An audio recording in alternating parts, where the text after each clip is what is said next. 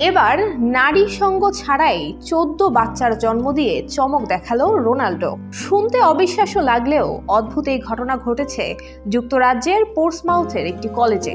গত 9 বছর ধরে ব্রিটেনের সিটি অফ পোর্টসমাউথ কলেজে থাকে রোনাল্ডো নামের 13 বছর বয়সী এই সাপ। পুরুষ সাপের 14টি বাচ্চা দেওয়ার ঘটনায় নিজেদের চোখকেই বিশ্বাস করতে পারছেন না সেখানকার শিক্ষার্থীরা।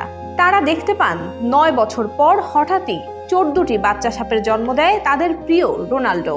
ব্রিটেনের রিসার্চ ল্যাবে ঘটে এমন অদ্ভুত ঘটনা। অযৌন উপায়ে এই 14টি বাচ্চা সাপের জন্ম দিয়ে আলোড়ন সৃষ্টি করেছে রোনাল্ডো। রোনাল্ডোকে সকলেই পুরুষ বলে জানতেন। ওয়ালটন ফ্রিজ কিনে অনেকের মতো আপনিও হয়ে যেতে পারেন মিলেনিয়াল। সেরা পণ্যের সেরা অফার। কারণ এর আগে ওর মধ্যে স্ত্রী সাপের কোনো চারিত্রিক বৈশিষ্ট্যই দেখা যায়নি। বাচ্চার জন্ম দেয়া তো দূরের কথা, কিছুদিন ধরেই এই সাপের পেট বেশ ফোলা লাগলেও সাপটির পেটে যে বাচ্চা থাকতে পারে এমনটা ভাবেনি কেউ। পশু চিকিৎসকরা রোনাল্ডোকে পরীক্ষা করে বলেছিলেন সে পুরুষ। রোনাল্ডো ব্রাজিলিয়ান বোয়া কনস্ট্রিক্টরস জাতের সাপ। পার্থেনোজেনেসিস এই জাতের মধ্যে অতি বিরল। এর আগে মাত্র 3 বার ব্রাজিলিয়ান বোয়াদের মধ্যে এই ভার্জিন বার্ড দেখা গেছে।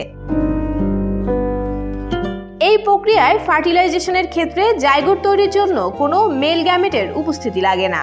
রোনাল্ডোর বাচ্চারা বড় হলে তাদের ঠিকানা হবে অন্য কোথাও, এমনটাই জানিয়েছেন সংশ্লিষ্টরা।